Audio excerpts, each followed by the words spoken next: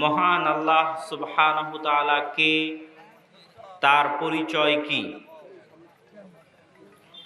আল্লাহ সুবহানাহু তাআলা কে এবং তার পরিচয় কি, এই বিষয়ের উপর সংক্ষিপ্ত গুরুত্বপূর্ণ আলোচনা পেশ করার চেষ্টা করব ইনশাআল্লাহুল আজিজ।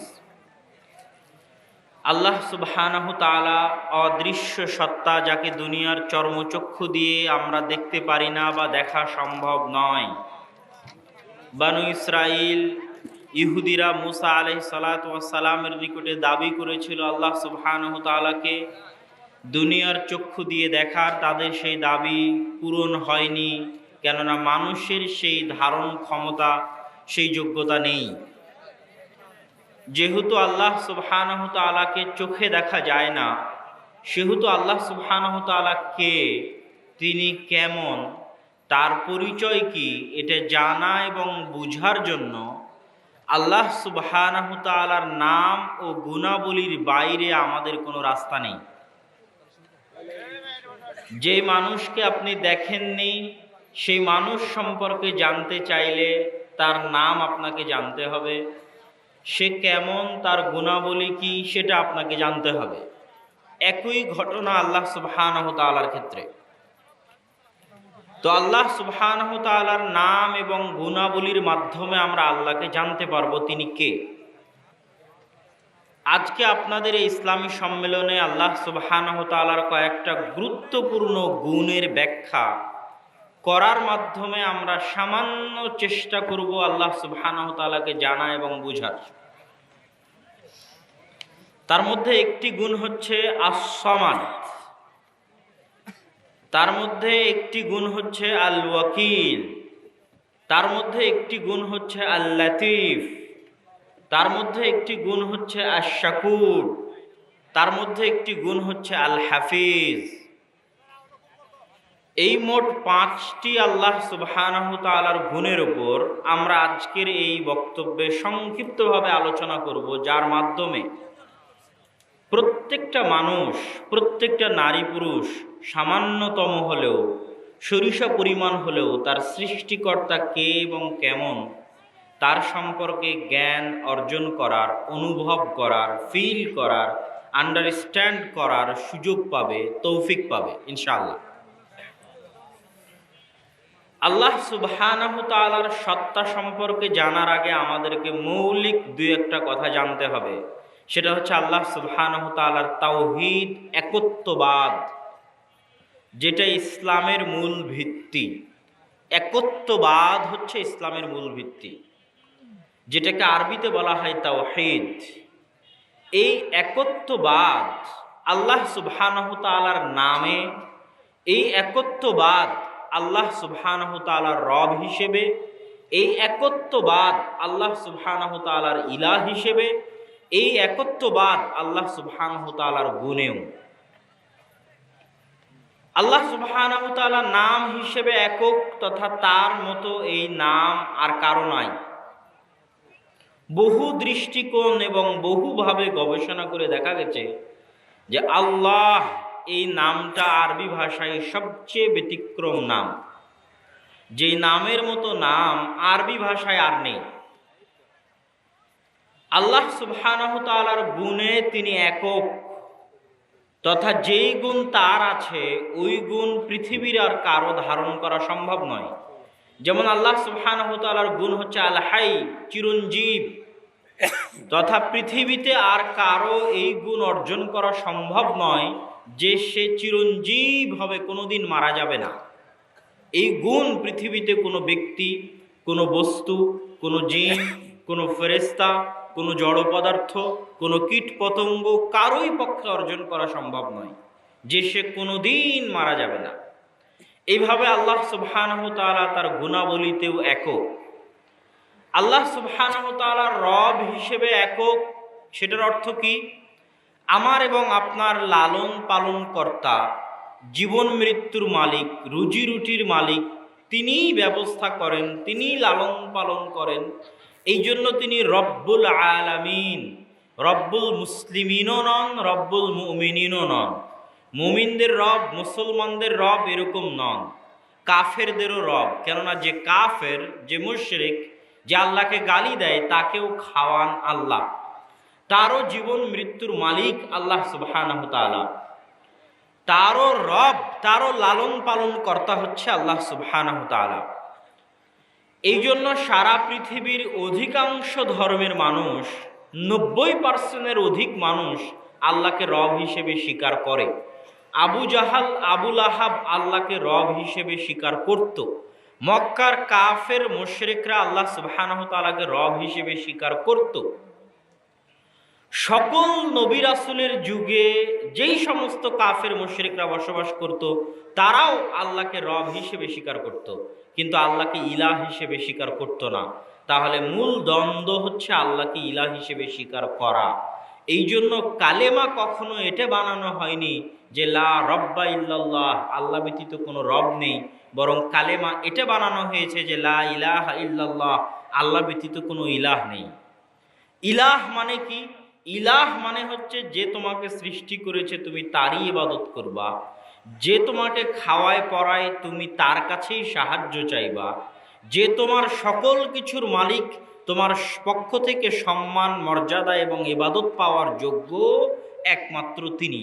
সিম্পল এবং সাধারণ এবং সহজ কথা। কিন্তু মানুষ কি করলো? মানুষে করলো যে আল্লাহ সুবহানাহু ওয়া তাআলা রব, ঠিক আছে, কিন্তু আল্লাহকে সরাসরি আমরা সন্তুষ্ট করতে পারবো না। আল্লাহর কিছু অলি আউলিয়া আছে, কিছু দেব দেবী আছে, তাদের পূজা করার মাধ্যমে আল্লাহকে সন্তুষ্ট করতে হবে। অলি আউলিয়ার কবরে যাওয়ার মাধ্যমে আল্লাহকে সন্তুষ্ট করতে হবে। তাবিজ কবজের মাধ্যমে সাহায্য নিতে হবে। মাদুলি ইত্যাদি শিরকি কার্যক্রম, জাদুকর, তারপরে গণক, তাদের মাধ্যমে সাহায্য নিতে হবে। এই ধ্যান ধারণা যখন মানুষের মনে পোষণ করলো, তখন মানুষের উলুহিয়তের দাবি এবং দাওয়া কেটে গেল। তাহলে এতক্ষণ আমরা আল্লাহ সুবহানাহু তাআলার বিস্তারিত পরিচয়ে যাওয়ার আগে সারমর্ম স্বরূপ কয়েকটা কথা মনে করতে পারি। এক, আল্লাহ সুবহানাহু তাআলা রব হিসেবে একক ও অদ্বিতীয়।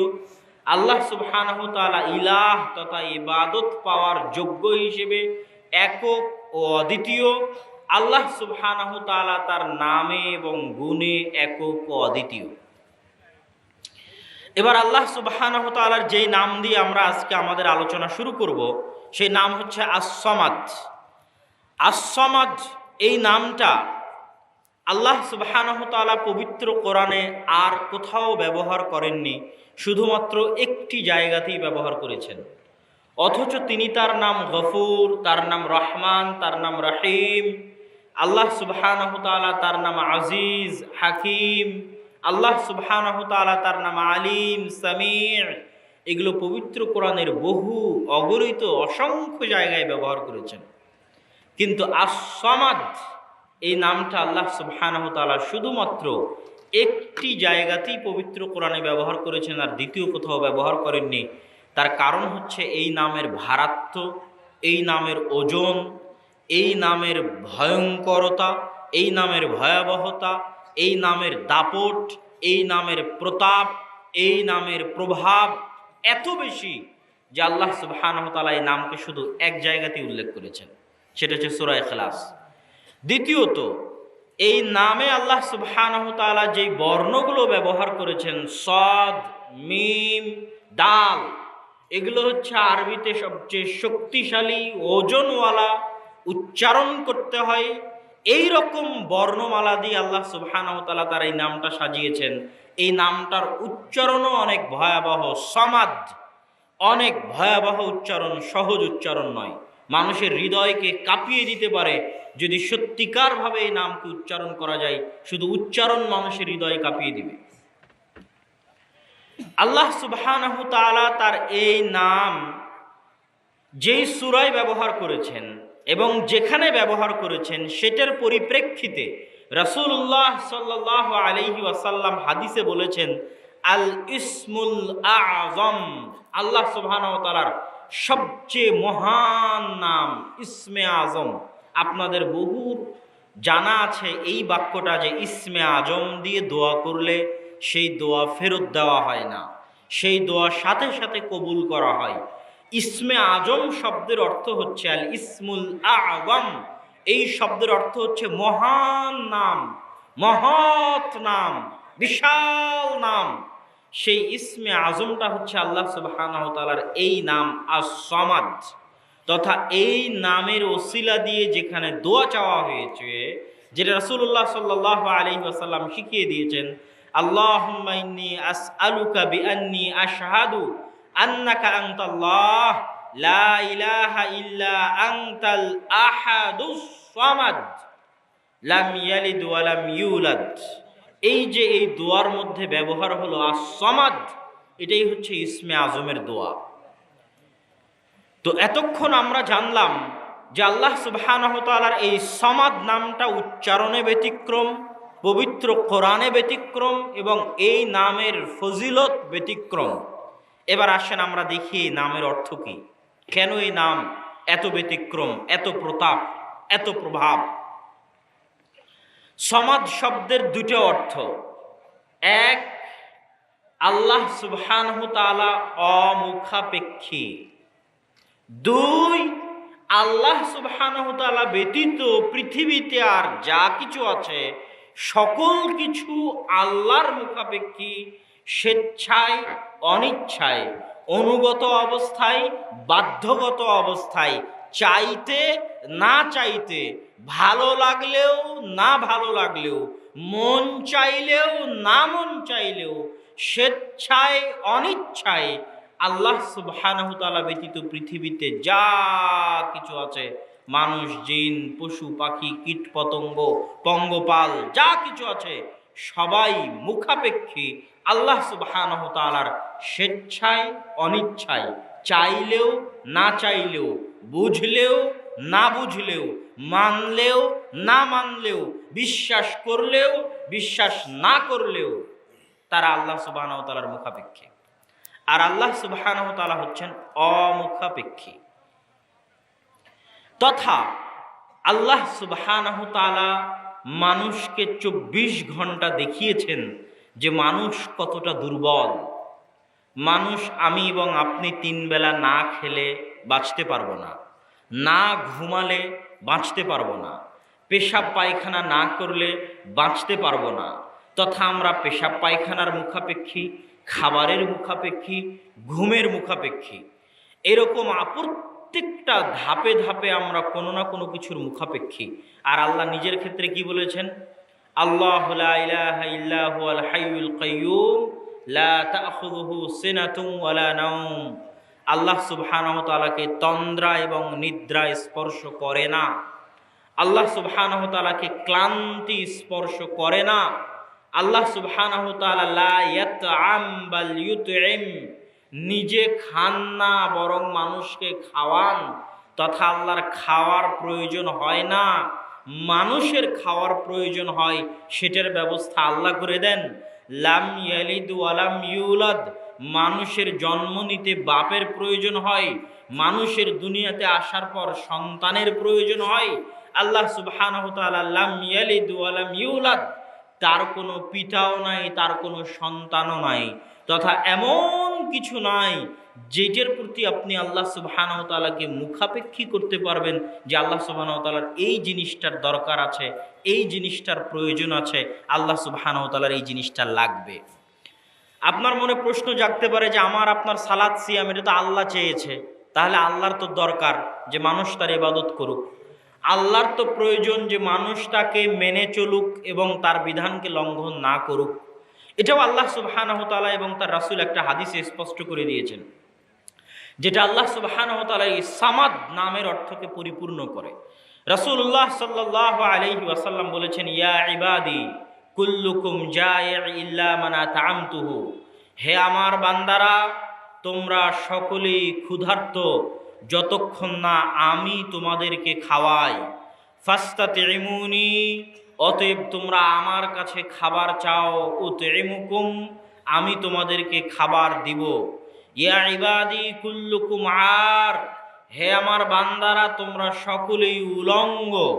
ইল্লা মান কাসাউতুহু, যতক্ষণ না আমি তোমাদের কাপড় পরিধান করার ব্যবস্থা আমি করে দিয়েছি। তোমরা কাপড় পরে আছো, এটার ব্যবস্থা আমি করে দিয়েছি।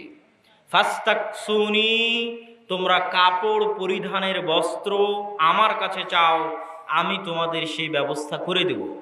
ইয়া ইবাদি ইন্নাকুম তুখতিউনা বিল্লাইলি ওয়ান নাহার, হে আমার বান্দারা তোমরা দিনে রাতে গুনাহ করো। ওয়া আনা উগফিরুকুম যুনুবাকুম, আর আমি তোমাদের গুনাহকে ক্ষমা করে দিই। ফাস্তাগফিরুনি, আমার কাছে ক্ষমা চাও, আমি তোমাদেরকে ক্ষমা করে দিব। এবার আসছি আমাদের মূল পয়েন্টে। আল্লাহ সুবহানাহু ওয়া তাআলা আরো কি বলছেন? ইয়া ইবাদি ইন্না আউওয়ালাকুম ওয়া আখিরাকুম ওয়া ইনসাকুম ওয়া জিন্নাকুম লাউ কানু আলা আতকা কলবিন, হে আমার বান্দারা তোমাদের প্রথম ব্যক্তি থেকে নিয়ে শেষ ব্যক্তি পর্যন্ত তথা আদম থেকে নিয়ে কিয়ামত পর্যন্ত সকল মানুষ, সকল জিন, ইনসাকুম ওয়া জিন্নাকুম, সকল মানুষ এবং সকল জিন, লাউ কানু আলা আতকা কলবি আহাদিকুম, যদি পৃথিবীর সবচেয়ে পরহেজগার মানুষের মতো পরহেজগার হয়ে যায়, পৃথিবীর সবচেয়ে পরহেজগার মানুষ, তাকওয়ালা মানুষ যদি আমরা মুহাম্মদ সাল্লাল্লাহু আলাইহি ওয়াসাল্লামকে ধরি, তাহলে আল্লাহ সুবহানাহু ওয়া তাআলা বলছেন আদম থেকে নিয়ে কিয়ামত পর্যন্ত সকল মানুষ, সকল জিন যদি, সকল মানুষ, সকল জিন যদি মুহাম্মদ সাল্লাল্লাহু আলাইহি ওয়াসাল্লামের মতো তাকওয়াবান পরহেজগার হয়ে যায়, মা যাদা যালিকা ফি মুলকি শাইআ, তাহলে আমার সরিষা সমপরিমাণ উপকার করতে পারবে না। কি বুঝলেন? যে আপনার ইবাদতের আল্লাহর দরকার আছে? কথা বলেন না যে আপনার ইবাদতের ঠেকা পড়েছে আল্লাহ সুবহানাহু ওয়া তাআলার। আল্লাহ এই বাক্যে ক্লিয়ার করে দিলেন যে সারা পৃথিবীর সবাই যদি মুহাম্মদ সাল্লাল্লাহু আলাইহি ওয়াসাল্লামের মতো হয়ে যায়, তাকওয়াবান পরহেজগার, মা যাদা যালিকা ফি মুলকি শাইআ, আমার রাজত্বে, আমার ক্ষমতায়, আমার প্রভাব এবং প্রতিপত্তিতে, আমার কোনো কিছুতে সরিষা সমপরিমাণ তোমরা ইবাদত করে উপকার করতে পারবা আমার, এই ধারণা তোমরা করিও না। লাং তানফাউনি, আমার উপকার করার ক্ষমতা তোমাদের নাই। পরের বাক্যে আল্লাহ কি বলছেন?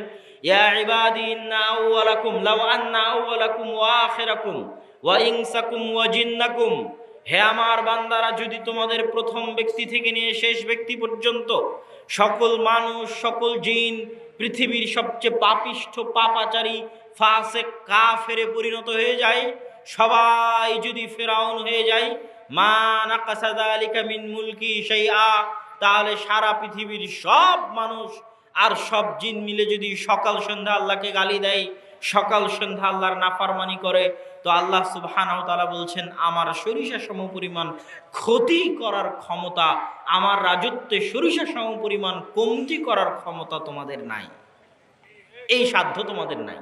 এটা হলো আস-সামাদ, অমুখাপেক্ষী, তথা আপনার ইবাদতেরও আল্লাহ সুবহানাহু ওয়া তাআলা মুখাপেক্ষী নন।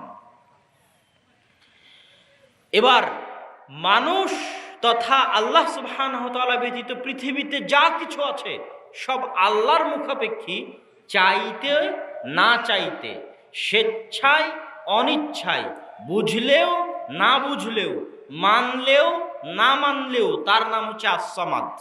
তার সবচেয়ে বড় উদাহরণকে, তার সবচেয়ে বড় উদাহরণ হচ্ছে ফেরাউন।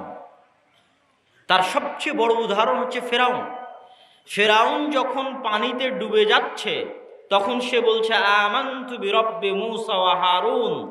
1700 বছর পৃথিবীতে রাজত্ব চালানোর পর ফেরাউন যখন পানিতে ডুবছে তখন সে বুঝছে যে আল্লাহ সুবহানাহু ওয়া তাআলা হচ্ছে আস-সামাদ, চাইতেও তুমি আমার মুখাপেক্ষী, না চাইতেও তুমি আমার মুখাপেক্ষী, স্বীকার করলেও আমার মুখাপেক্ষী, না স্বীকার করলেও আমার মুখাপেক্ষী, বুঝলেও আমার মুখাপেক্ষী, না বুঝলেও আমার মুখাপেক্ষী, বিশ্বাস করলেও আমার মুখাপেক্ষী, বিশ্বাস না করলেও আমার মুখাপেক্ষী। কেন? আমি হচ্ছে আস-সামাদ। ফেরাউন মানেনি, বুঝেনি, বিশ্বাস করেনি। যখন পানিতে ডুবছে তখন বুঝছে যে আল্লাহ সুবহানাহু ওয়া তাআলা হচ্ছে আস-সামাদ, বিশ্বাস না করলেও তার মুখাপেক্ষী। আমরা যদি স্বেচ্ছায় আল্লাহ সুবহানাহু ওয়া তাআলাকে আস-সামাদ মনে না করি, এখনই যদি আপনার প্যারালাইসিস হয়ে যায়, আপনি বুঝবেন যে আপনি আল্লাহর মুখাপেক্ষী, আপনি কত দুর্বল। আপনার স্ত্রী, পুত্র, ভাই বোন, আত্মীয় স্বজন কত অসুস্থ আছে, কত অসহায় মানুষ আছে, কত দুর্বলতা নিয়ে আমরা আমাদের জীবন যাপন করছি, কত অসহায়ত্ব নিয়ে আমরা আমাদের জীবন যাপন করছি। আল্লাহ সুবহানাহু ওয়া তাআলা মানুষকে কত দুর্বল করে সৃষ্টি করেছে। প্রত্যেকটা ধাপে ধাপে আপনি বুঝবেন যে আপনি চাইলেও আল্লাহর মুখাপেক্ষী, না চাইলেও আল্লাহর মুখাপেক্ষী, বিশ্বাস করলেও আল্লাহর মুখাপেক্ষী, বিশ্বাস না করলেও আল্লাহ সুবহানাহু ওয়া তাআলার মুখাপেক্ষী। এই জন্য আল্লাহ সুবহানাহু ওয়া তাআলা বলেছেন, ওয়ালিল্লাহি মা ফিস সামাওয়াতি ওয়া মা ফিল আরজ, আসমান এবং জমিন এবং তার মাঝে যা কিছু আছে সকল কিছুর মালিক হচ্ছেন আল্লাহ সুবহানাহু ওয়া তাআলা। আসমান এবং জমিন এবং তার মাঝে যা কিছু আছে তার মালিক যেমন আল্লাহ, আর এক আয়াতে আল্লাহ কি বলেছেন, ইউসাব্বিহু লিল্লাহি মা ফিস সামাওয়াতি ওয়া মা ফিল আরজ, আসমান এবং জমিন এবং তার মাঝে যা কিছু আছে, জীব জন্তু, জড় পদার্থ, জড় বস্তু, সবাই আল্লাহর তাসবিহ পাঠ করে। এই মাইকও আল্লাহর তাসবিহ পাঠ করে, এই কাপড়ও আল্লাহর তাসবিহ পাঠ করে, এই চেয়ারও আল্লাহর তাসবিহ পাঠ করে, এই কাগজও আল্লাহর তাসবিহ পাঠ করে, আপনার পুরো শরীরের সকল অঙ্গ প্রত্যঙ্গ আল্লাহর তাসবিহ পাঠ করে। শুধু আপনার অন্তর শয়তানের প্ররোচনায় পড়ে আল্লাহ সুবহানাহু ওয়া তাআলাকে স্মরণ করে না, বাকি সব কিছু আল্লাহ সুবহানাহু ওয়া তাআলার তাসবিহ পাঠ করে। কিভাবে বুঝবেন যে এরা সব আল্লাহ সুবহানাহু ওয়া তাআলার তাসবিহ পাঠ করে? আল্লাহ আস-সামাদ, তার মুখাপেক্ষী সবাই, এই জন্য সবাই তাসবিহ পাঠ করবে। কিন্তু কিভাবে করে? এই কাঠ যখন গাছ ছিল তখন অবশ্যই ওই গাছে প্রাণ ছিল। ওই গাছে যখন প্রাণ ছিল তার প্রমাণ কি? গাছ বড় হচ্ছে, গাছের পাতা গজাচ্ছে। তো গাছের যদি প্রাণ থাকে তো গাছ কি আল্লাহ সুবহানাহু ওয়া তাআলার তাসবিহ পাঠ করতে পারে না? প্রাণ থাকা অবস্থায় যদি তাসবিহ পাঠ করতে পারে, এখন কেন পারবে না? এখন কেটে তাকে চেয়ার বানানো হয়েছে তাই আর পারবে না? এটার কোনো যৌক্তিকতা আছে? কোনো যৌক্তিকতা নাই। আমরা যখন এই কাপড় ব্যবহার করছি, ব্যবহারের আগে এটা তুলা ছিল, সুতা ছিল, সুতার আগে তুলা ছিল, তুলার আগে কোনো গাছে ফুল আকারে ছিল, ওই গাছে প্রাণ ছিল। তখন যদি সে আল্লাহর তাসবিহ পাঠ করতে পারে, এখন কেন তাসবিহ পাঠ করতে পারবে না? এটার কি কোনো যৌক্তিকতা আছে যে সে এখন তাসবিহ পাঠ করতে পারবে না?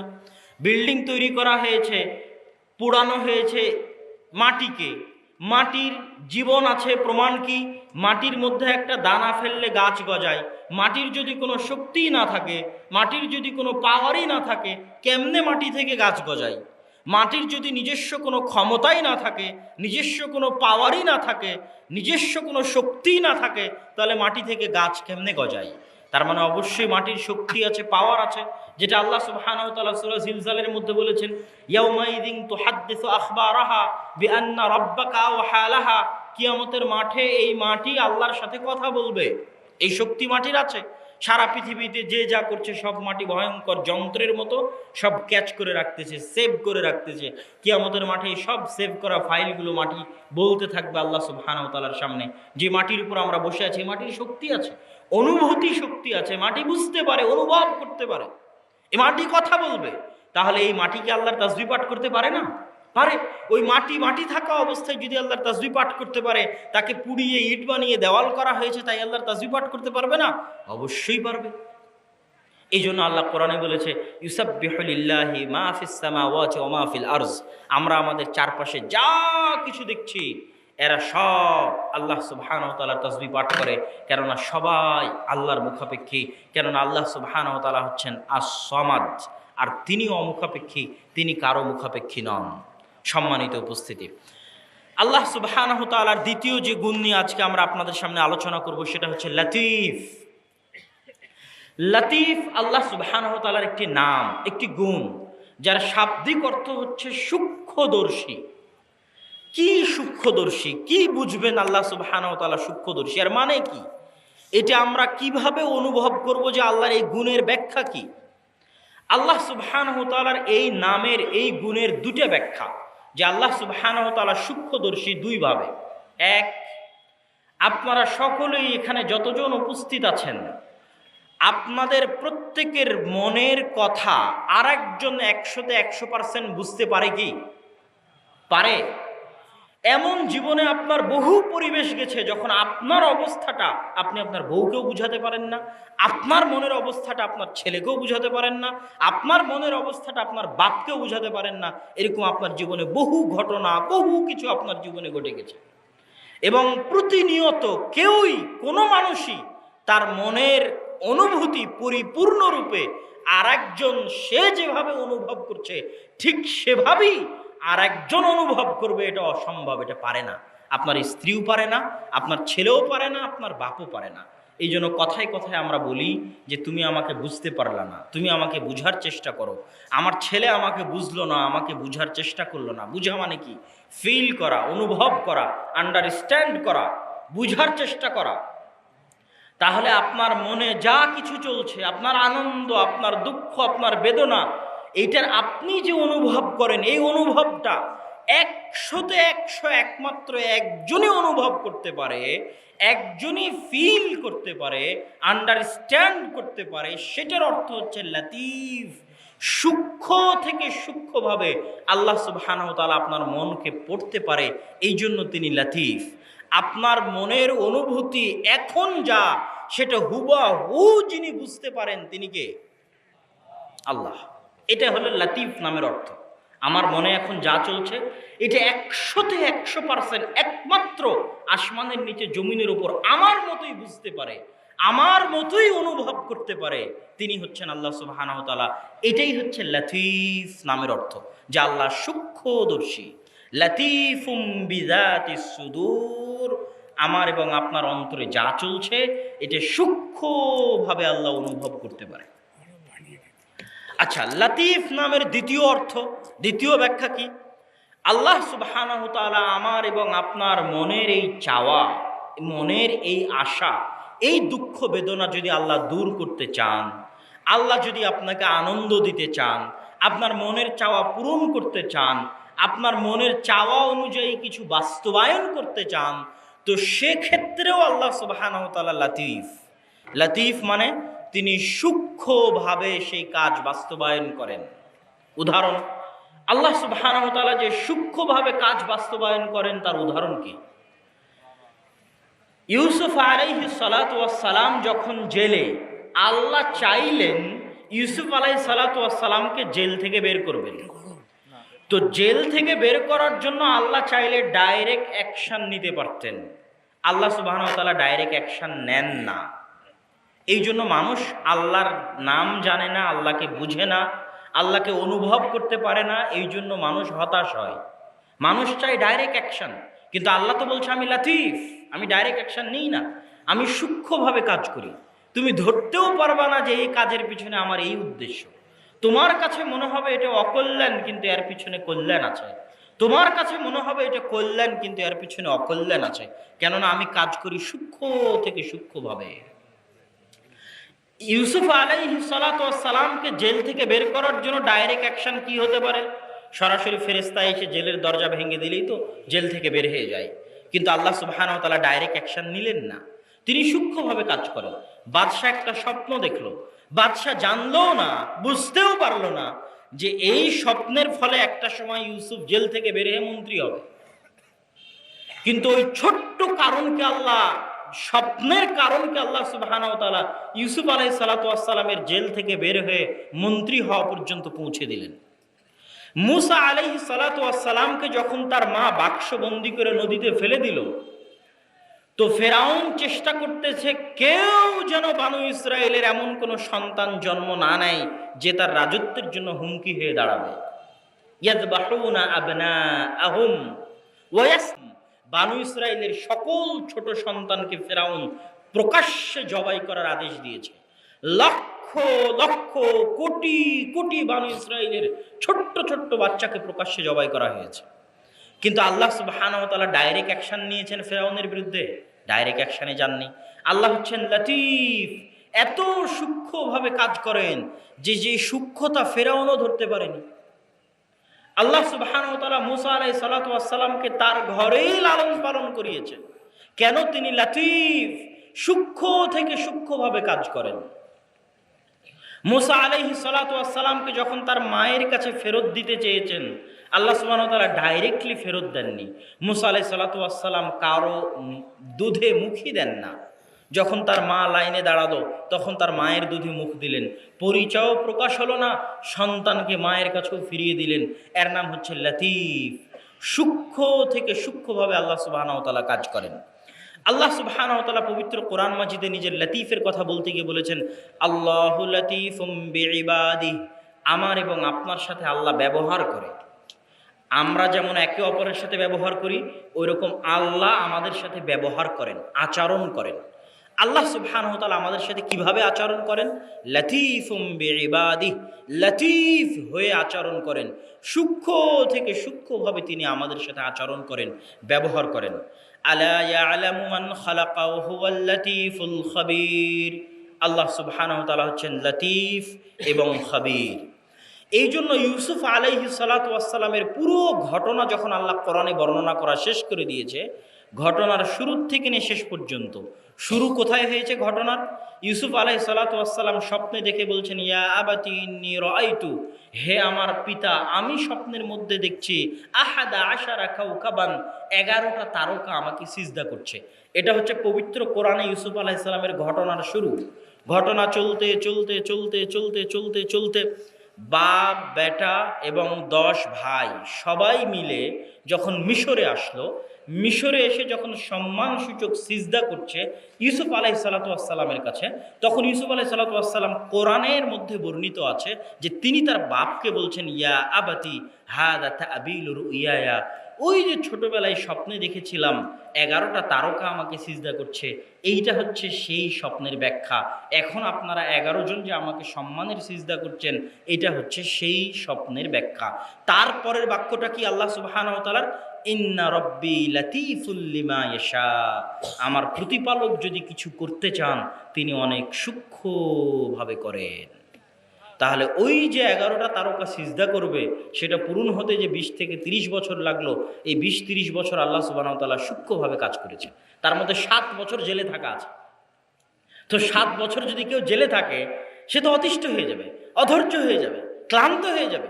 কিন্তু কেউ যদি জানে যে আল্লাহ সুবহানাহু ওয়া তাআলা লতীফ, তিনি মানুষের জন্য সূক্ষ্মভাবে কাজ করেন, সে হতাশ হবে না। অবশ্যই অকল্যাণের পিছনে কোনো কল্যাণ থাকতে পারে। এখনই আপনার বিমান মিস হয়ে গেল, আপনি হতাশ হতে পারেন। কিন্তু আপনি যদি জানেন আজকের বক্তব্য শোনার পর যে আল্লাহ সুবহানাহু ওয়া তাআলা লতীফ, অবশ্যই বিমান মিসের পেছনে আপনার কোনো কল্যাণ আল্লাহ রাখতে পারে, কেননা উনি সূক্ষ্মভাবে কাজ করেন। ওই সূক্ষ্মতা ধরার মতো জ্ঞান আপনার নাই, ওই সূক্ষ্মতা বুঝার মতো জ্ঞান আপনার নাই। এই জন্য মানুষ যেটা কল্যাণ মনে করে সেটাই যে কল্যাণ হবে এটা নয়, আর মানুষ যেটা অকল্যাণ মনে করে সেটাই যে অকল্যাণ হবে এটা নয়। এটা হচ্ছে আল্লাহ সুবহানাহু ওয়া তাআলার অন্যতম একটি গুণ, লতীফের ব্যাখ্যা আমরা বুঝলাম। আল্লাহ সুবহানাহু ওয়া তাআলার তৃতীয় যে গুণ আজকে আমরা আলোচনা করব, সেটা হচ্ছে আল ওয়াকিল। ওয়াকিল কি? আমরা বাংলায় যেটাকে উকিল বলি সেটাই ওয়াকিল, আরবিতে ওয়াকিল, বাংলায় উকিল। তো আল্লাহ সুবহানাহু ওয়া তাআলা উকিল। উকিল মানে কি? উকিল বলতে আমাদের আইন এবং আদালতে এটা বোঝানো হয় যে আমার কেস আমি লড়তে পারবো না। আপনারা অনেকেই জানেন কিনা জানি না, আইনে এটা আপনাকে অনুমতি দেয় যে আপনি চাইলে আপনার কেস নিজেই লড়তে পারেন, নিজেই যুক্তিতর্ক পেশ করে বিচারকের সামনে নিজের কেস নিজেই পেশ করতে পারেন, এটা অনুমতি আছে। কিন্তু আমি আইন কানুনের মারপ্যাচ বুঝি না, এই জন্য আমি আমার কেস নিজে লড়ব না। আমার জেল হবে না জামিন হবে, ফাঁসি হবে না শুলি হবে, এই গোটা ফাইসালা আমি দায়িত্ব দিয়ে দিলাম উকিলের উপর। উকিল তার মতো করে চেষ্টা করবে, যেটা হবে হবে। তাহলে আপনার জীবন মৃত্যুর দায়িত্ব আপনি উকিলকে দিয়ে দিলেন, এর নাম হচ্ছে উকিল, কাউকে দায়িত্ব দিয়ে দেওয়া। তাহলে ওয়াকিল মানে হচ্ছে আল্লাহ সুবহানাহু ওয়া তাআলাকে দায়িত্ব দেওয়া। আপনি আল্লাহকে দায়িত্ব দিবেন, আল্লাহ আপনার দায়িত্ব নিবে। ভাবতে আপনার কাছে ব্যতিক্রম লাগলেও, শুনতে ব্যতিক্রম লাগলেও, আল্লাহ সুবহানাহু ওয়া তাআলা পবিত্র কোরআন মাজিদে এটাই বলছেন, রব্বুল মাশরিক ওয়াল মাগরিব লা ইলাহা ইল্লা হু ফাত্তাখিযহু ওয়াকিলা। আল্লাহ সুবহানাহু ওয়া তাআলা হচ্ছেন মাশরিক পূর্ব, মাগরিব পশ্চিম, পূর্ব পশ্চিমের প্রতিপালক, তিনি ব্যতীত কোনো ইলাহ নেই। ফাত্তাখিযহু ওয়াকিলা, তোমরা আল্লাহকে ওয়াকিল হিসেবে গ্রহণ করো। তোমাদের সকল দায় দায়িত্ব, চিন্তা, টেনশন সব কার ওপর দিয়ে দাও? কার ওপর দিয়ে দাও? আল্লাহর ওপর দিয়ে দাও। ওয়া তাওয়াক্কাল। আগে একটু কোরআনের আয়াতগুলো শুধু অনুবাদ করে নিই, আল্লাহর ওয়াকিল হওয়া বিষয়ে কোরআনের আয়াতগুলো, তারপর আমি আরো ভালোভাবে আপনাদেরকে বুঝাচ্ছি আল্লাহ ওয়াকিল কিভাবে। ওয়া তাওয়াক্কাল আলাল আজিজির রহিম, তোমরা দায়িত্ব দাও। দেখেন, তাওয়াক্কুল বলে যে কথা আছে যে আল্লাহর উপর তাওয়াক্কুল করো, ওই তাওয়াক্কুলটা ওয়াকিল থেকে এসেছে। যারকে ওয়াকিল বানানো হয় তার উপর তাওয়াক্কুল করা হয়। কারো উপর তাওয়াক্কুল করা মানে তাকে ওয়াকিল বানানো, তাকে দায় দায়িত্ব সব দিয়ে দেওয়া। ওয়া তাওয়াক্কাল আলাল আজিজির রহিম, তোমরা পরম দয়ালু মহাপরাক্রমশালী আল্লাহ সুবহানাহু ওয়া তাআলাকে তোমাদের সব দায় দায়িত্ব দিয়ে দাও।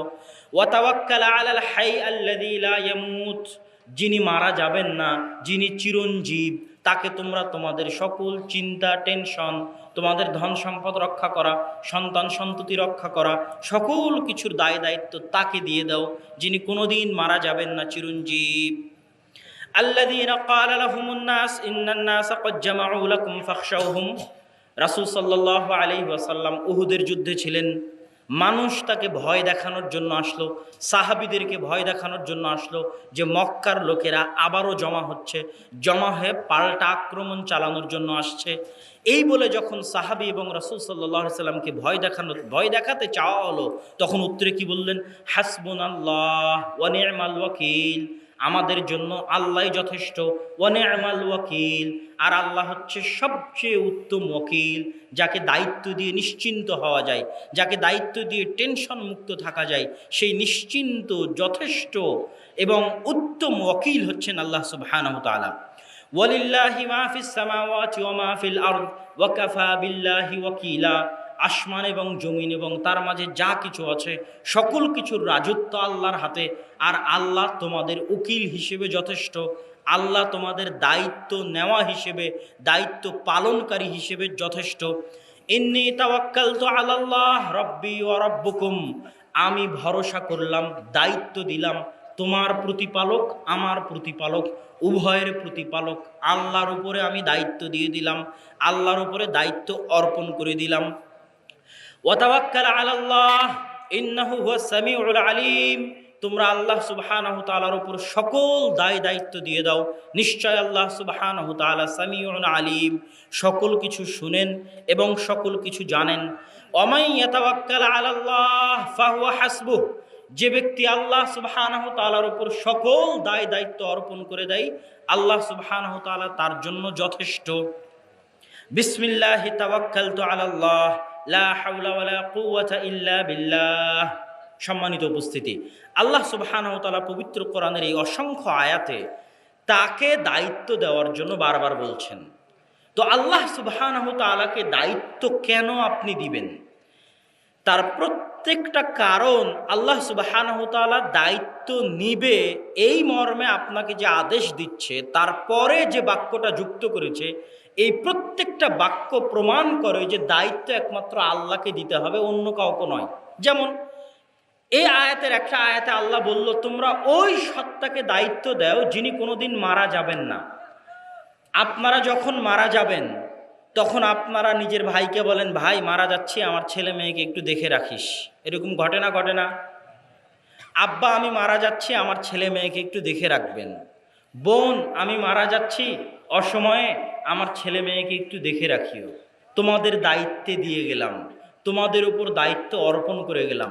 আচ্ছা, আপনি কি গ্যারেন্টি দিতে পারবেন আপনি মারা যাওয়ার পরের সেকেন্ডে, পরের ঘন্টায় যাকে দায়িত্ব দিয়ে গেলেন সে মারা যাবে না? কোনো গ্যারেন্টি আছে? এই জন্য আল্লাহ বলছে ওয়া তাওয়াক্কাল আলাল্লাহ আলাল হাই আল্লাযী লা ইয়ামুত। কেন আমাকে দায়িত্ব দিবা? আমাকে এই জন্য দায়িত্ব দিবা যে আমি কোনোদিন মারা যাই না। তাহলে আপনি যাকেই দায়িত্ব দিবেন ওরই মরার রিস্ক আছে না নাই? রিস্ক আছে। এই জন্য আল্লাহ বলছে আমাকে দায়িত্ব দাও। কেন? আমি হচ্ছে চিরঞ্জীব। তুমি মারা যাচ্ছ, তোমার ছেলের দায়িত্ব আমার উপর অর্পণ করো। সব আত্মীয় স্বজন মরে গেলেও আল্লাহ সুবহানাহু ওয়া তাআলা মারা যাবে? আল্লাহ সুবহানাহু ওয়া তাআলা মারা যাবে না। তাহলে আমার উপর দায়িত্ব দিয়ে যাও, আমি দায়িত্ব পালন করব।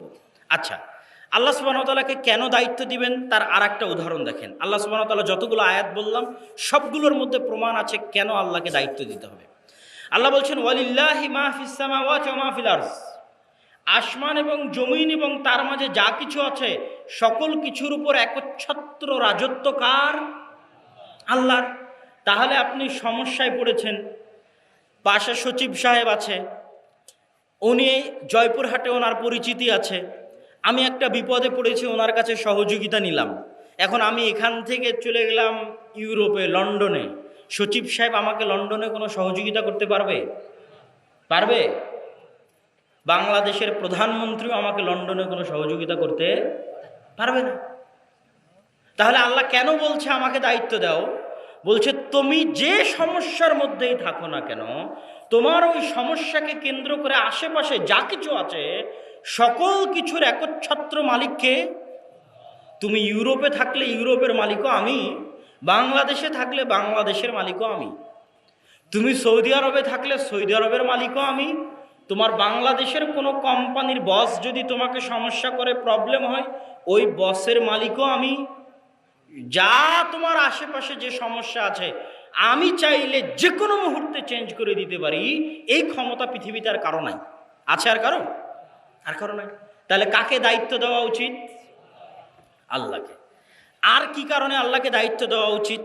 আল্লাহ সুবহানাহু ওয়া তাআলা এখানে পবিত্র কোরআন মাজিদে বলছে, শিখিয়ে দিচ্ছে, যখন কেউ আপনার সাথে জুলুম করবে, অত্যাচার করবে, তখন আপনি এই বাক্যটা বলতে শিখেন, তাওয়াক্কালতু আলাল্লাহ আল্লাযী রব্বি ওয়া রব্বুকুম। ওই আল্লাহর উপর আমি আমার সব দায়িত্ব দিয়ে দিলাম, যেখানে আমার একার প্রতিপালক নয়, তোরও প্রতিপালক। কথা বুঝতে পারছেন? যে আপনার ওপর জুলুম করছে, অত্যাচার করছে, যার সাথে আপনার সমস্যা আছে, তাকে এই বাক্যটা বলতে শিখুন, যেটা আল্লাহ বলতে শিখিয়েছে, যে আমি আমার ওপর হওয়া সকল অত্যাচার অন্যায়ের দায়িত্ব ওই আল্লাহর ওপর দিলাম, যিনি শুধু আমার প্রতিপালক নয়, তোরও প্রতিপালক। তথা তিনি চাইলে এর যে কোনো প্রতিশোধ তোর উপরেও নিতে পারেন, যেটা আসলে পৃথিবীর আর কারো পক্ষে সম্ভব নয়। কেন? পৃথিবীর আর দ্বিতীয় এমন কেউ নাই যে তারও প্রতিপালক হতে পারে, আমারও প্রতিপালক হতে পারে, এরকম দ্বিতীয় আর কেউ নাই। অতএব দ্বিতীয় আর কেউ নাই যে এই সমস্যার সত্যিকার সমাধান করে দিতে পারে। সম্মানিত উপস্থিতি, আল্লাহ সুবহানাহু ওয়া তাআলাকে ওয়াকিল হিসেবে গ্রহণ করলে আল্লাহ সুবহানাহু ওয়া তাআলা যে তার দায়িত্ব পালন করেন, তার একটা নমুনা আপনাদের সামনে পেশ করি। আল্লাহ সুবহানাহু ওয়া তাআলা দায়িত্ব নিলে তিনি দায়িত্ব পালন করেন। কিভাবে? সেই ঘটনা বলার আগে আপনাদের সামনে আরেকটা ঘটনা বলি। কিছুদিন আগে চিটাগাংয়ে একটা ছোট্ট বাচ্চা বাসার সবচেয়ে পরিচিত ব্যক্তির কাছেই রেখে গেছে। সেই পরিচিত ব্যক্তি ওই বাচ্চাটাকে হত্যা করে, জবাই করে নদীতে ভাসিয়ে দিয়েছে। ঘটেছে না ঘটেনি? ঘটেছে। তাহলে আপনি আপনার বাচ্চাকে স্কুলে পাঠাচ্ছেন কার জিম্মেদারিতে, কার হাওয়ালায়? আপনি আপনার বাচ্চাকে বাসায় রেখে যাচ্ছেন কার জিম্মেদারিতে, কার হাওয়ালায়? আপনি আপনার বাচ্চাকে সফরে পাঠাচ্ছেন কার জিম্মেদারিতে? আম্মা আপনি একটু দেখে রাখেন, আব্বা আপনি একটু দেখে রাখেন, এগুলো কথার কোনো গ্যারেন্টি আছে? এতক্ষণ আল্লাহ সুবহানাহু ওয়া তাআলা আপনাকে যেটা বুঝাতে চাইলেন, যেগুলো কোনো কথার গ্যারেন্টি নেই। তাহলে সবার আগে কাকে দায়িত্ব দিতে হবে? যে আল্লাহ আমি বাসা থেকে চলে যাচ্ছি, বাচ্চা রেখে গেলাম, কার দায়িত্বে? তোমার দায়িত্বে। কার দায়িত্বে? তোমার দায়িত্বে। হে আল্লাহ, আমার সন্তানকে সফরে পাঠালাম, আস্তাউদিউকুমুল্লাহ, আমার সন্তানের যাবতীয় হেফাজতের দায়িত্ব আমি কার উপর দিলাম? আল্লাহর উপর দিলাম। এবার আল্লাহ দায়িত্ব নিলে যে পূরণ করে, তার দুটো উদাহরণ আপনাকে দিব। এক, মুসা আলাইহিস সালাতু ওয়াস সালাম এবং খিজির আলাইহিস সালাতু ওয়াস সালাম যখন সফর করছেন, তখন সফরের শেষ স্টপেজ, শেষ থামার জায়গা, শেষ স্টেশনে একটা গ্রামের একটা ভাঙ্গা বাড়ি তারা ঠিক করে দিচ্ছেন। ওই গ্রামে খাবারের সহযোগিতা চাওয়া হয়েছিল, গ্রামবাসী সহযোগিতা করেনি। মুসা আলাইহিস সালাতু ওয়াস সালামের মন খারাপ। তো মুসা আলাইহিস সালাতু ওয়াস সালাম বললেন, যেই গ্রামের লোকজন খাবারের সহযোগিতা করলো না, সেই গ্রামের ঘর এবং বাড়ি কেন আপনি ঠিক করে দিবেন? তো যাই হোক, তখন খিজির আলাইহিস সালাতু ওয়াস সালাম বললেন, হাদা, এটা আমার এবং তোমার মধ্যে ফারিকুম বাইনি ওয়া বাইনাকুম, তুমি আমার সাথে থাকতে পারবে না, তোমার আর আমার মধ্যে বিচ্ছিন্নতা। তবে কেন করলাম সেগুলোর কারণ তোমাকে বলে যাই। তো এই ঘর এই জন্য ঠিক করছি, আল্লাহ কিন্তু কোরআনে বলছে, কোরআনের বাক্য, ওয়াকানা আবুহুমা সালিহা। এই যে বাড়ি, এই বাড়িতে দুটো ইতিমের সম্পদ আছে, দুটো এতিমের সম্পদ আছে। এই দুটো এতিমের বাপ মা সব ছিল। ওই বাপ মা মারা যাওয়ার সময় তাদের এই দুই এতিম বাচ্চার সম্পদ হেফাজত করার দায়িত্ব কাকে দিয়ে গেছিল? কাকে দিয়ে গেছিল? জোরে বলেন। আল্লাহকে দিয়ে গেছিল। আল্লাহ সুবহানাহু ওয়া তাআলা পবিত্র কোরআনে বলছেন ওয়াকানা আবুহুমা সালিহা, সৎ পিতামাতা ছিল, দায়িত্ব দিয়ে গেছে আল্লাহর উপর। এজন্য আল্লাহ চান, কোরআনের মধ্যে আল্লাহ বলছেন, আল্লাহ চান, আপনার প্রতিপালক চান যে এই বাড়ি আমরা ঠিক করে দিই, যাতে এই সম্পদ হেফাজতের সাথে, সুরক্ষার সাথে ওই দুই এতিম বাচ্চার নিকটে পৌঁছে যায়, যাদের অভিভাবক আল্লাহকে অভিভাবক বানিয়ে গেছিল। আল্লাহু আকবার। এটা একটা উদাহরণ। নবীদের দিয়ে আল্লাহ কাজ করিয়ে নিচ্ছেন কেন? তিনি দায়িত্ব নিয়েছেন তাই। দুইজন সৎ পিতামাতার কাছ থেকে দায়িত্ব নিয়েছেন, তাদের এতিম সন্তানের আল্লাহ দায়িত্ব নিয়েছেন, এই জন্য নবীদের দিয়ে কাজ করাচ্ছেন। ইব্রাহিম আলাইহিস সালাতু ওয়াস সালাম যখন সন্তান সন্ততিকে কাবা ঘরের পাশে, তখন তো কাবা ঘর ছিল না, নির্জন মরুভূমিতে মানুষ নাই, পশু নাই, পাখি নাই, ফেলে রেখে আসতেছেন, তখন পিছনে পিছনে তার স্ত্রী হাজেরা হাঁটতেছে আর বলতেছে আইনা তাজহাব ইয়া ইব্রাহিম, ইব্রাহিম আপনি কোথায় যাচ্ছেন, ইব্রাহিম আপনি কোথায় যাচ্ছেন। ইব্রাহিম আলাইহিস সালাম কথা বলেন না। শেষ পর্যন্ত উনি বলতে বাধ্য হলেন আমারাকাল্লাহ, আল্লাহ কি আপনাকে আদেশ দিয়েছে এখানে রেখে যাওয়ার? তো তখন তিনি বললেন হ্যাঁ, আল্লাহ আদেশ দিয়েছে এখানে রেখে যাওয়ার। তখন তিনি বললেন আফালাই ইউদাইয়ানাল্লাহ, তো আল্লাহ আমাদেরকে কোনোদিন ধ্বংস করতে পারেন না। আচ্ছা, সেটা তার আল্লাহ ভরসা। এবার ইব্রাহিম আলাইহিস সালাতু ওয়াস সালাম সন্তান সন্ততিকে আড়ালে করে পাহাড়ের পাশে হাত তুলে দোয়া করছেন, হে আল্লাহ, ইন্নী আসকানতু মিন যুররিয়াতি, আমি আমার বংশের একটা অংশকে এমন নির্জন জায়গায় রেখে গেলাম যেখানে খাবারের ব্যবস্থা নাই, পানির ব্যবস্থা নাই, কিন্তু কার দায়িত্বে দিয়ে গেলাম? জোরে বলেন, কার দায়িত্বে? আল্লাহর দায়িত্বে দিয়ে গেলাম। ওয়াকাফা বিল্লাহি ওয়াকিলা, আর আল্লাহ ওয়াকিল হিসেবে যথেষ্ট। ওয়ামান ইয়াতাওয়াক্কাল আলাল্লাহ ফাহুয়া হাসবুহ, কেউ যদি অন্তরের অন্তরস্থল থেকে আল্লাহর উপর কোনো দায়িত্ব দিয়ে দেয়, তার জন্য আল্লাহ যথেষ্ট, আর কাউকে লাগবে না সেই দায়িত্ব পালন করার জন্য। তাহলে আল্লাহ সুবহানাহু ওয়া তাআলা আমার এবং আপনার সকল দায়িত্ব নিতে বসে আছেন, অপেক্ষমান আছেন, এবং কোরআনে শত শত জায়গায় আদেশ দিয়েছেন যেন আমরা আল্লাহ সুবহানাহু ওয়া তাআলার উপর দায়িত্ব দেই। আপনি যদি আজকের বক্তব্যে বুঝে যান যে ওয়াকিল মানে কি, আল্লাহর একটা গুণ, আল্লাহ ওয়াকিল, আল্লাহ দায়িত্ব নিতে চান এবং দায়িত্ব নিলে পালন করেন, তাহলে হারাম রুজির চাকরি ছাড়তে আপনার ভয় হবে? ভয় হবে? ভয় হবে না। হারাম রুজির চাকরি আপনি 1 সেকেন্ডে ছাড়তে পারবেন। কেন? আপনার রুজি রুটির দায়িত্ব আপনি কাকে দিতে পারবেন? আল্লাহকে দিতে পারবেন। আল্লাহ সুবহানাহু ওয়া তাআলাকে ওয়াকিল বানাতে পারবেন। এবং অন্তরের অন্তরস্থল থেকে যদি পরিপূর্ণরূপে আল্লাহকে ওয়াকিল বানান, আল্লাহ দায়িত্ব পালন করবে। বক্তব্যের এই আলোচনার শেষে একটা দোয়া পড়ে শেষ করি।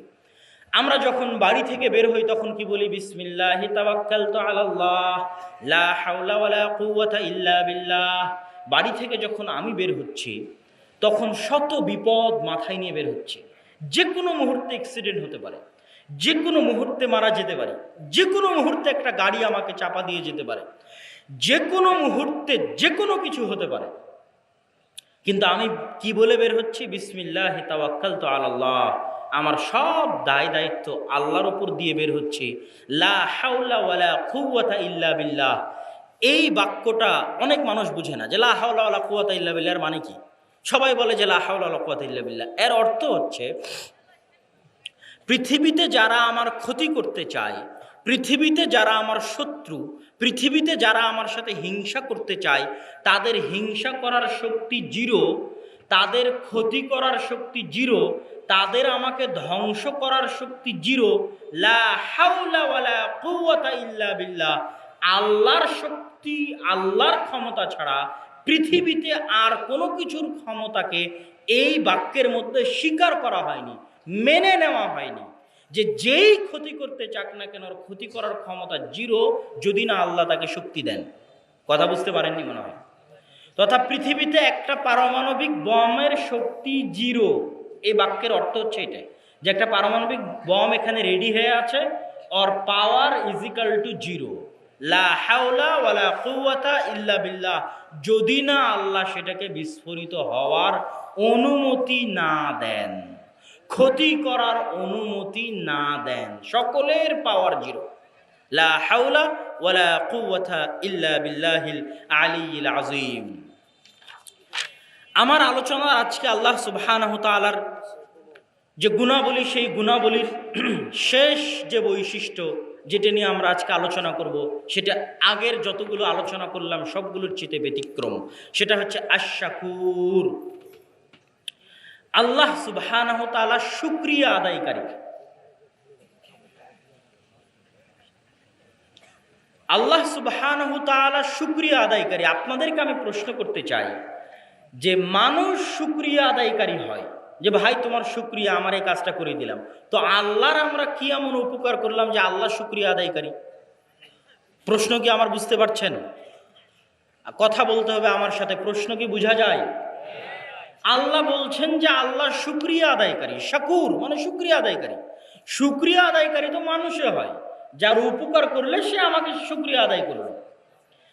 আচ্ছা, আল্লাহ সুবহানাহু ওয়া তাআলা শুকরিয়া আদায়কারী, এটা বুঝার আগে আমাকে এবং আপনাকে বুঝতে হবে, আপনারা এখানে যে যতজন উপস্থিত আছেন, বহু মানুষের উপকার করেছেন, উপকার করে সে আপনাকে ধোঁকা দিয়েছে এমন হয়নি?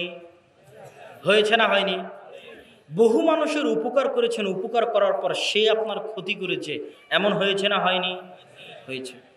তাহলে কারো উপকার করার পর ধোঁকা খেলে মনে কষ্ট লাগে, কারো উপকার করার পর সে যদি পাল্টা আমার ক্ষতি করে মনে কষ্ট লাগে। কিন্তু আজকে যদি এই বক্তব্য শুনে আপনি বুঝতে পারেন যে আল্লাহ শাকুর, তাহলে আপনার মনে আর কোনো কষ্ট থাকবে না। যদি বুঝতে পারেন যে আল্লাহ শাকুর, আল্লাহ কি বুঝাতে চাচ্ছে এই শাকুর নাম দিয়ে? ইনি বিপদে পড়েছে, আমার কাছে ৭,০০০ টাকা ধার চাইলো, আমি এই ৭,০০০ টাকা ওনাকে ধার দিলাম। এই ৭,০০০ টাকা ওনাকে ধার দেওয়ার বিনিময়ে আল্লাহ বলছে ওর শুকরিয়া আদায় করার জিম্মেদারি নয়, শুকরিয়া আদায় করার জিম্মেদারি কার? কে শুকরিয়া আদায় করবে আপনার? জোরে বলতে হবে, কে? আল্লাহ। আপনার প্রতিবেশী আপনার কাছে একটা জিনিস সহযোগিতা নিতে এসেছে, চাউল, ডাল, ভাত, যেটাই হোক আপনি দিলেন। আপনি যে ওকে দিলেন, এর জন্য আপনার শুকরিয়া কে আদায় করবে? জোরে বলেন, কে আদায় করবে? এর নাম হচ্ছে আল্লাহ শাকুর। আল্লাহ আপনার শুকরিয়া আদায় করতে চান। কত মজার জিনিস দেখেন। তাহলে এবার বুঝেন, আমি যদি এনার কাছে শুকরিয়া চাই, এনার শুকরিয়া আদায় করার ক্ষমতা সীমাবদ্ধ, লিমিটেড। আপনি আপনার প্রতিবেশীর কাছে শুকরিয়া চাইলেন, তার শুকরিয়া আদায় করার ক্ষমতা লিমিটেড। উনি আমাকে কি দিয়ে শুকরিয়া আদায় করবে? বলবে থ্যাংক ইউ, অনেক অনেক শুকরিয়া ভাই, আপনি আমার সহযোগিতা করেছেন। আরও যদি শুকরিয়া আদায় করে আমাকে ৫টা হাজার দিবে, 10টা হাজার দিবে, তার চেয়ে আরেকটু বেশি দিবে, তার চেয়ে আরেকটু বেশি দিবে, আমি কোনো বিপদে পড়লে কাজে লাগবে। কিন্তু ওনার শুকরিয়া আদায় করার সামর্থ্য কি? সীমাবদ্ধ, লিমিটেড। আর আল্লাহ যদি আপনার শুকরিয়া আদায় করে, তো আল্লাহ সুবহানাহু ওয়া তাআলার শুকরিয়ার কোনো সীমা আপনি নির্ধারণ করতে পারবেন? কোনো সীমা নির্ধারণ করতে পারবেন? তাহলে আমার এবং আপনাকে আল্লাহ বলতে চাচ্ছে, এই গুণের অর্থ হচ্ছে এটা, আমরা যখনই কোনো মানুষের সাথে কোনো ভালো কাজ করি না কেন, ওই ভালো কাজের শুকরিয়া আমরা কার কাছে চাইব? আল্লাহর কাছে। আর আল্লাহ বলছে আমি শাকুর, তুমি তার জন্য যে উপকার করেছো, এই উপকারের বিনিময়ে তোমার শুকরিয়া আমি আদায় করব। আর মানুষ যেহেতু শুকরিয়া আদায়ে সীমাবদ্ধ, আর আল্লাহ সুবহানাহু ওয়া তাআলা শুকরিয়া আদায়ে অসীম। কোন ছোট্ট কাজের বিনিময়ে আল্লাহ আপনাকে কত কি দিতে পারেন, আর কত কি দিয়েছেন তা আপনি জানেনই না। কোন কাজের শুকরিয়া যে আল্লাহ আদায় করতেছে আপনার জন্য, সেটা আপনি জানেন না। কোনো একটা কাজ হয়তো কল্যাণকর করেছিলেন, তার শুকরিয়া স্বরূপ আল্লাহ আপনাকে এত কিছু দিয়ে দিয়েছে। আজ আপনি এত টাকার মালিক, আজ আপনার সন্তান সন্ততি, আজ আপনার স্ত্রী পুত্র, আজ আপনার বাড়ি গাড়ি। কোন কাজের শুকরিয়া আল্লাহু আলাম, আল্লাহ ভালো জানেন। কিন্তু এটা আল্লাহ আপনার শুকরিয়া আদায় করছেন, আল্লাহ আপনার শুকরিয়া আদায় করতে চান। আল্লাহ সুবহানাহু ওয়া তাআলা শুকরিয়া আদায় করলে কয়েকভাবে শুকরিয়া আদায় করেন।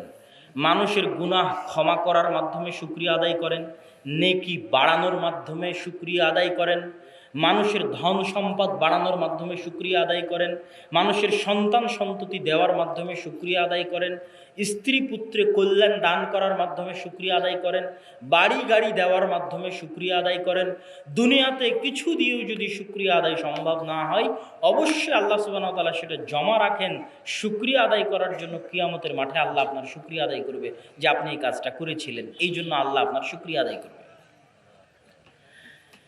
আল্লাহ সুবহানাহু ওয়া তাআলার এই শুকরিয়া আদায়ের এই থিওরির দুই একটা ছোট্ট উদাহরণ আপনাদেরকে বলি।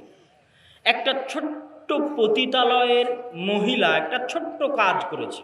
পতিতালয়ের মহিলা বিশাল গুনাহ কি করেছে? রাস্তার ধারে একটা কুকুরকে পানি পান করিয়েছে। তো ওই কুকুরকে পানি পান করানোর আমার এবং আপনার মাথায় আসবে যে কুকুর তার মনিবের ভক্ত হবে, এটাই শুকরিয়া আদায়। কথা বুঝতে পারেননি মনে হয়। দুনিয়ার লজিকে শুকরিয়া আদায় হচ্ছে কুকুরকে আমি পানি পান করালাম, এখন কুকুর আমার ভক্ত হবে, কুকুর আমার কথা শুনবে, আমার পোষ মানবে। কিন্তু আল্লাহ বলছে এই থিওরি আজকে থেকে বাদ দাও। তুমি কুকুরকে পানি পান করাবা এই কারণে, বা কোনো বিপদগ্রস্তকে সহযোগিতা করবে এই কারণে, ওর পক্ষ হয়ে কে শুকরিয়া আদায় করবে? আল্লাহ। তো ওই পতিতালয়ের মহিলা কুকুরকে পানি পান করালো, আল্লাহর শুকরিয়ার কোনো লিমিটেশন আছে? কোনো লিমিটেশন নাই। আল্লাহ ওই একটা কুকুরকে পানি পান করানোর কারণে এত বেশি খুশি হয়ে গেলেন যে শুকরিয়া আদায় স্বরূপ আল্লাহ ওই পতিতা মহিলার সকল গুনাহ ক্ষমা করে তার জন্য জান্নাত ঘোষণা করে দিলেন। আল্লাহ।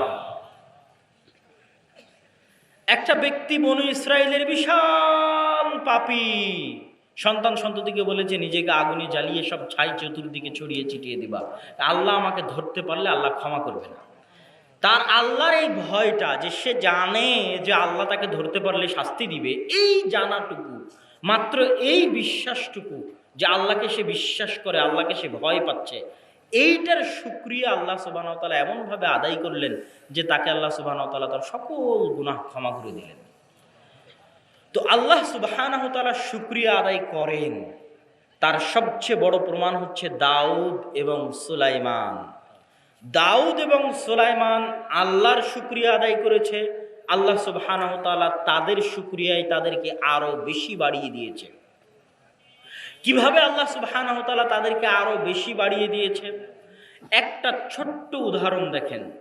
মানুষ যখন ধনী হয় তখন মানুষ আল্লাহ সুবহানাহু ওয়া তাআলাকে ভুলে যায়, কিন্তু দাউদ আর সুলাইমান পৃথিবীর সকল প্রভাব, সকল প্রতিপত্তি, সকল ধন সম্পদের মালিক হওয়ার পরেও তারা আল্লাহর আবদান শাকুরা, শুকরিয়া আদায়কারী বান্দা হওয়ার চেষ্টা করেছে, নত থেকেছে। আল্লাহ সুবহানাহু ওয়া তাআলার ইবাদত আরও বাড়িয়ে দিয়েছে, আল্লাহর তাসবিহ তাহলিল আরও বাড়িয়ে দিয়েছে। তখন আল্লাহ তার শুকরিয়া আদায়ের পরিমাণ আরও বাড়িয়ে দিয়েছে। আল্লাহ সুবহানাহু ওয়া তাআলা বলেছে, লাইন শাকারতুম লাযীদান্নাকুম, তোমরা যদি আমার শুকরিয়া আদায় করো আমি আরো ডবল করে শুকরিয়া আদায় করব, আমি আরো বেশি করে শুকরিয়া আদায় করব। সম্মানিত উপস্থিতি, এতক্ষণ যাবৎ আমরা আল্লাহ সুবহানাহু ওয়া তাআলার যে গুণাবলীগুলোর আলোচনা শুনলাম, এই গুণাবলীগুলোর সারমর্ম বলতো। বক্তব্যের শেষে এই গুণাবলীগুলোর উপর আর দুই একটা বাক্য যুক্ত করব। সারমর্ম কি? এক, আমরা আলোচনা করেছি আস-সামাদ। দুই, আমরা আলোচনা করেছি আল-লাতীফ। তিন, আমরা আলোচনা করেছি আল-ওয়াকিল। চার, আমরা আলোচনা করেছি আশ-শাকুর। আস-সামাদ এটা আল্লাহর নাম। এই নামের অর্থ কি? আল্লাহ অমুখাপেক্ষী। আর দুনিয়াতে যারা আছে সবাই চাইতে না চাইতে, বিশ্বাস করলেও না বিশ্বাস করলেও, বুঝলেও না বুঝলেও আল্লাহর মুখাপেক্ষী। অতএব অবুঝ না থেকে, বাধ্য না হয়ে, বিপদে না পড়ে স্বাভাবিক অবস্থায় আল্লাহর মুখাপেক্ষী হওয়া ভালো। বিপদে পড়ে তো মুখাপেক্ষী ফেরাউনও হয়েছে। অতএব যেহেতু আল্লাহর মুখাপেক্ষী আমরা আছি, সেহেতু স্বাভাবিক অবস্থায় আল্লাহর মুখাপেক্ষী হলে আমাদের জন্য যদি কিছু করতে চান সেটা তিনি সূক্ষ্ম থেকে সূক্ষ্মভাবে করেন, ডাইরেক্ট অ্যাকশনে আল্লাহ সুবহানাহু ওয়া তাআলা যান না। তিন, আল্লাহ সুবহানাহু ওয়া তাআলা ওয়াকিল। আমাদের সব দায় দায়িত্ব আমরা আল্লাহকে দিতে পারি, দিয়ে নিশ্চিন্ত হয়ে যেতে পারি। ছেলে মেয়ে, ধন সম্পদ, আত্মীয় স্বজন, বিপদ আপদ সকল ক্ষেত্রে নিশ্চিন্ত মনে আল্লাহর উপর দায়িত্ব দিয়ে টেনশন মুক্ত হওয়া সম্ভব। কেন? তিনি ওয়াকিল। শাকুর মানুষের উপকার করে তার কাছে শুকরিয়া চাওয়ার প্রয়োজন নাই। মানুষের উপকার করে শুকরিয়া আপনার ওই মানুষের পক্ষ থেকে আল্লাহ আদায় করবে। এই নিয়তে মানুষের উপকার করেন, আল্লাহ যখন শুকরিয়া আদায় করবে বেহিসাব শুকরিয়া আদায় করবে। এবার আসি বক্তব্যের শেষে। আল্লাহ সুবহানাহু ওয়া তাআলা পবিত্র কোরআন মাজিদে বলেছেন, ওয়ালিল্লাহিল আসমাউল হুসনা ফাদউহু বিহা। আল্লাহর অগণিত অসংখ্য নাম আছে। এরকম যে 4টা নাম বললাম, আমি যদি এরকম আল্লাহর 99টা নামের ব্যাখ্যা করতে থাকি, আপনি বুঝতে থাকবেন আর নতুনভাবে অনুভব করতে থাকবেন যে আল্লাহ কেমন, আল্লাহ কি, আল্লাহ কাকে বলে, আল্লাহর পরিচয় কি, বহু লম্বা আলোচনা হবে। তো আল্লাহ কোরআনে কি বলছে? ওয়ালিল্লাহিল আসমাউল হুসনা, আল্লাহর অগণিত অসংখ্য নাম আছে। তোমরা আল্লাহ সুবহানাহু ওয়া তাআলার এই অগণিত অসংখ্য নাম দিয়ে তোমরা আল্লাহকে ডাকো। 2, রাসূল সাল্লাল্লাহু আলাইহি ওয়াসাল্লাম বলছেন, ইন্না লিল্লাহি 99 আসমা। আল্লাহর 99টা নাম আছে। 99টা নাম মানুষে জানে। আল্লাহর নাম অগণিত এবং অসংখ্য, যেটা বহু হাদিসে প্রমাণিত যে আল্লাহর নাম অগণিত এবং অসংখ্য, কিন্তু 99টা নাম মানুষে জানে।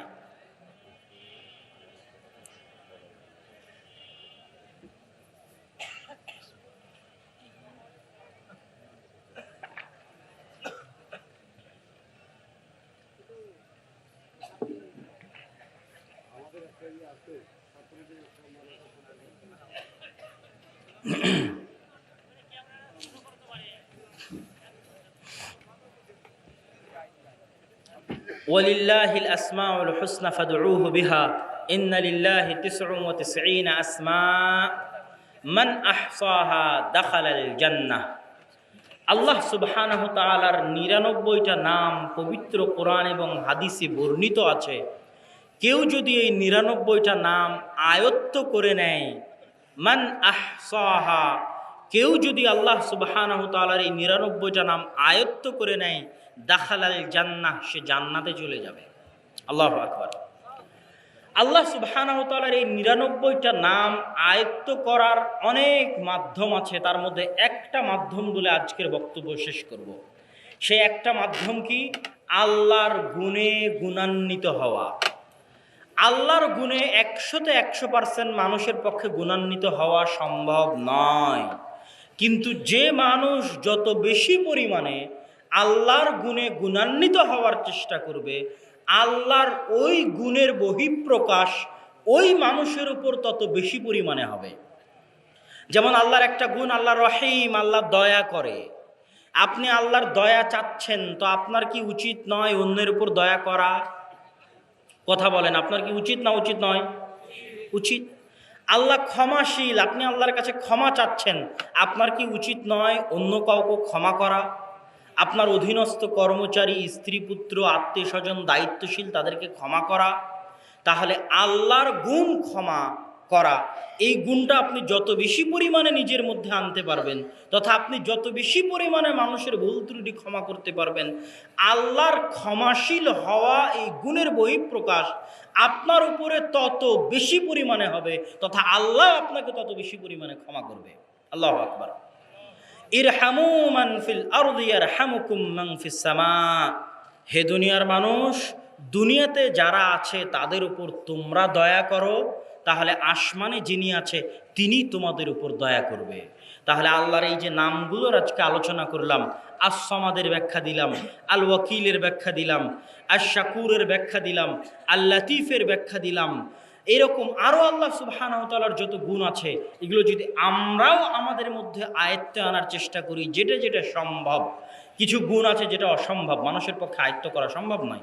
যেমন আল হাই, চিরঞ্জীব, মানুষের পক্ষে চিরঞ্জীব হওয়া সম্ভব নয়। কিন্তু আল্লাহ ক্ষমাশীল, মানুষের পক্ষে ক্ষমাশীল হওয়া সম্ভব। আল্লাহ দয়ালু, মানুষের পক্ষে দয়ালু হওয়া সম্ভব। আল্লাহ জ্ঞানী, মানুষের পক্ষে জ্ঞানী হওয়া সম্ভব। আল্লাহ দায়িত্ব নেয়, আপনিও দায়িত্ব নেন। আপনি 2টা এতিম বাচ্চার দায়িত্ব নেন, অসহায় মানুষের দায়িত্ব নেন। তাহলে আপনি যত বেশি পরিমাণে অন্যের দায়িত্ব নেবেন, আল্লাহ সুবহানাহু ওয়া তাআলা তত বেশি পরিমাণে আপনার দায়িত্ব নেবে। আল্লাহ সুবহানাহু ওয়া তাআলা আমাদেরকে আজকের অত্র আলোচনায় আল্লাহ সুবহানাহু ওয়া তাআলার পরিচয় বলতে গিয়ে যে আল্লাহ সুবহানাহু ওয়া তাআলার 4টি গুণের আলোচনা আপনাদের সামনে পেশ করলাম, আমি আশা করি এবং আল্লাহ সুবহানাহু ওয়া তাআলার কাছে দোয়া করি যে এই 4টে গুণ আমরা শিখে, অনুভব করে, হৃদয়ঙ্গম করে আল্লাহ সুবহানাহু ওয়া তাআলার কাছে যাওয়ার, আল্লাহকে অনুভব করার, আল্লাহ সুবহানাহু ওয়া তাআলাকে ফিল করার, আল্লাহ সুবহানাহু ওয়া তাআলাকে আন্ডারস্ট্যান্ড করার, আল্লাহ সুবহানাহু ওয়া তাআলাকে বুঝতে পারার, বান্দা হিসেবে আল্লাহ সুবহানাহু ওয়া তাআলার নিকটবর্তী হওয়ার আল্লাহ সুবহানাহু ওয়া তাআলা আমাদেরকে তৌফিক দান করবে। আল্লাহুম্মা আমিন। এই দাবি, এই দাওয়া আল্লাহ সুবহানাহু ওয়া তাআলার দরবারে রেখে আজকের সংক্ষিপ্ত বক্তব্য এখানেই শেষ করছি। তবে আপনাদের কাছে একটা আহ্বান থাকবে যে আল জামিয়া সালাফিয়া রাজশাহী ডাঙ্গিপাড়া পবা 22-23 ডিসেম্বর তথা আগামী বৃহস্পতি শুক্রবার সালাফি কনফারেন্স। প্রথম যখন সালাফি কনফারেন্স 2016 সালে হয়, তখন এই 8 মূলের মানুষের অংশগ্রহণই ছিল সেই সালাফি কনফারেন্সে আমাদের সবচেয়ে আনন্দদায়ক এবং সবচেয়ে ঐতিহ্যবাহী এবং স্মৃতিকর